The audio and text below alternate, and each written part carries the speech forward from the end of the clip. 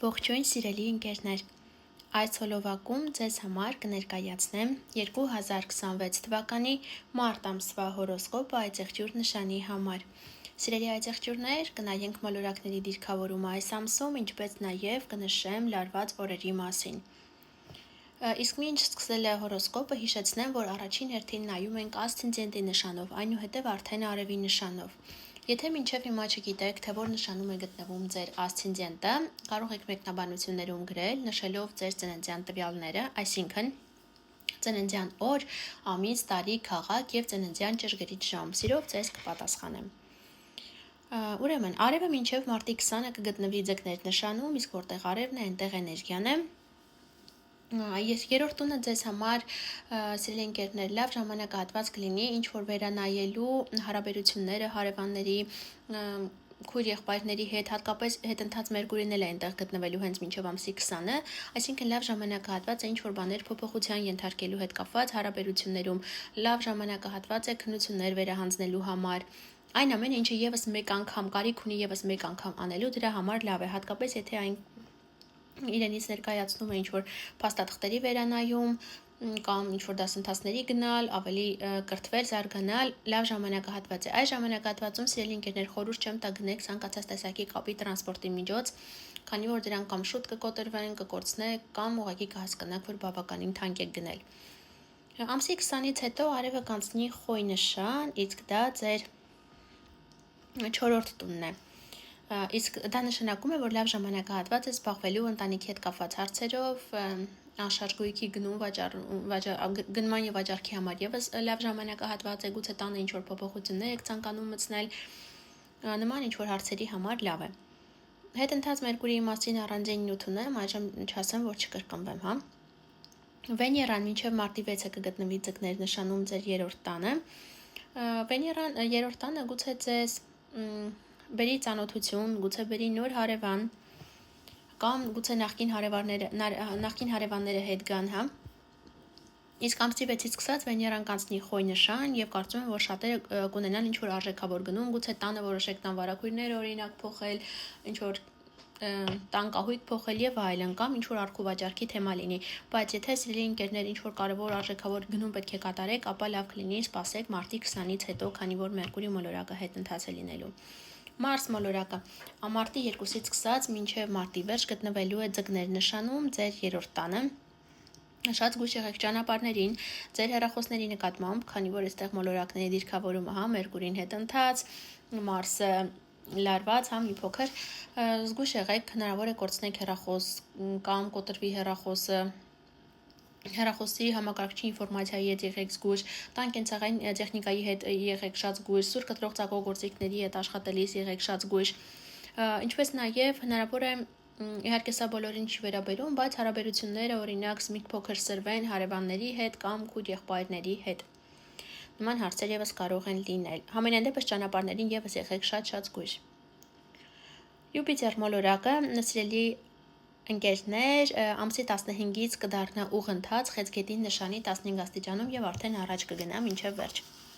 Իսկ դա սիրելի այծեղջյուրներ ձեր 7-րդ տունն է։ Վստահ եմ, որ նախորդ մի քանի ամիսների ընթացքում եւ դերևս առաջիկա մի քանի ամիսների ընթացքում շատ այծեղջյուրներ ամուսնացել են, գուցե եթե իհարկե ցանկանում եք ամուսնալուծվել, ապա Յուպիտերը ձեզ հեշտ ամուսնալուծություն կարող է բերել, գուցե ունեցել եք շատ հաճախորդներ,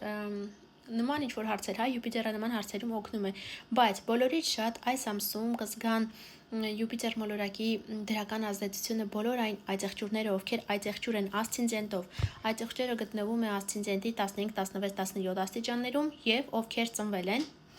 հիմա նշեմ, ամսի 7-ից սկսած, այսինքն հունվարի 7-ին, 8-ին, 9-ին այս օրերի ծնվածները Յուպիտերի ազդեցությունը կսկսեն զգալ։ Իսկ մինչև այս օրերի ծնվածները արդեն զգացել են Յուպիտերի դրական ազդեցությունը։ Իսկ արդեն այս ամսից սկսած մինչև հունիսի վերջ, հուլիսի սկիզբ հերթով զգալով կգնան այծեղջյուրները, հա, այսինքն հաջորդ ամիս կզգան ամսի 9-ից սկսած ծնվածները եւ այլն։ Ահա, Սատուրնի հետ կապված։ Սիրելի ընկերներ, Սատուրնը գտնվում է խոյ նշանում ձեր 4-րդ տանը եւ բերելով ձեզ մի փոքր ավելի նոր գուցե ռացիոն, նոր սահմանափակումներ, գուցե հարաբերությունները սառեն ընտանիքի անդամների հետ կամ եթե մայրիկի հետ, հնարավոր է։ Սատուրնը մի փոքր այսպես կարգուկանոն է մտցնում ամեն ինչում։ Հնարավոր է, ինչպես նաև օրինակ փոխեք ձեր բնակարանը, բայց գնաք նոր բնակարան, որը այդ ժամանակահատվածում մի փոքր ավելի փոքր լինի, գուցե օրինակ Վարշավայում եք բնակվում, տեղափոխվեք նոր Վարշավ բնակարան եւ այդ բնակարանը ել ավելի փոքր լինի, քան նախորդը։ Կարծես ինչ որ բան կսահմանափակի, սիրելի ընկերներ, կարող է այդ սահմանափակումը կապված լինի ձեր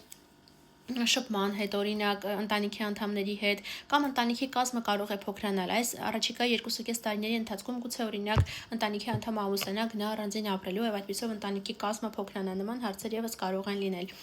Սատուրնը իր սահմանափակումները այս ամսում կբերի բոլոր նրանց, ովքեր այծեղջյուր են ասցենդենտով, ասցենդենտը գտնվում է 1-ից 5 աստիճանում եւ ովքեր ծնվել են դեկտեմբերի 4-ից դեկտեմբերի 28-ը ընկած ներողություն դեկտեմբերի 24-ից դեկտեմբերի 28-ը ընկած ժամանակահատվածում։ Եթե այս օրերին է ձեր ծնունդը, ապա Սատուրնի սահմանափակումները կսկսեք զգալ դուք, սիրելի ընկերներ։ Սև լուսինը նշեցի, սև լուսինը շարունակում է գտնվել աղեղնավոր նշանում։ Այս ամսում շարժվելով 8-ից 11 աստիճան, դա ձեր 12-րդ տունն է։ Սև լուսինը 12-րդ տանը հաճախ ինչ որ շատ ամեն ինչ անում է, որպեսզի սկսենք ինչ որ նոր գաղտնիքներ ունենալ, վախեր բերի, որ ձեր գաղտնիքները կարող են բացահայտվել, ինչպես նաև հնարավոր է անընդհատ ձեզ մտքեր տա, որ գնաք բժշկի, օրինակ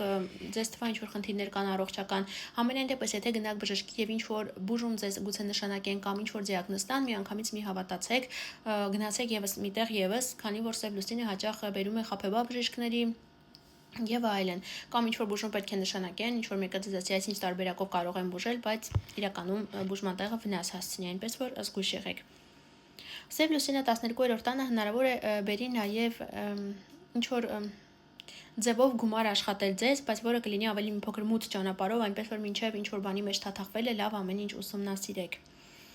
Լիալուսին կլինի մարտի 3-ին, այսօր է լուսնային խավարում է լինելու, կույս նշանի 12 աստիճանում։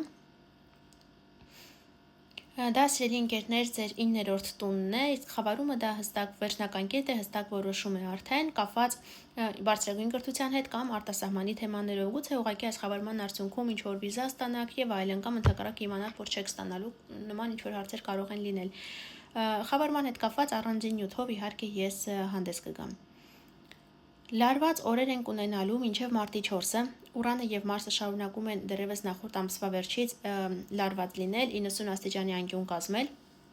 Այս օրերին շատ զգույշ եղեք սուր կտրող ծակոգործիքների, կրակի, գազի, հոսանքի հետ աշխատելիս, եւ եթե հնարավորություն կա, ապա այս օրերին ինքնաթիռմի նստեք կամ պես հեռու ճանապարհներ մի գնացեք։ Լարված օր կլինի նաեւ մարտի 13-ը, մի 3 օր առաջ 3 օր հետո եւս նկատի ունեցեք, Մարսը եւ Սև լուսինն են կազմելու 90 աստիճանի անկյուն։ Այս օրը եւս զգույշ աշխատեք սուր կտրող ծակողգործիքների հետ, արագությունը մի գերազանցեք, քանի որ Սև լուսինը հնարավոր է հրահրի, որպեսզի ինչ որտեղ է գնում շտապում եք, ցանկանաք արագ գնալ եւ բնականաբար վթար լինի, այնպես որ շատ զգույշ եղեք։ Այսքանը սիրելի այծեղջյուրներ կապված այս ամսվա հետ, շուտով կհանդիպենք, ցտեսություն։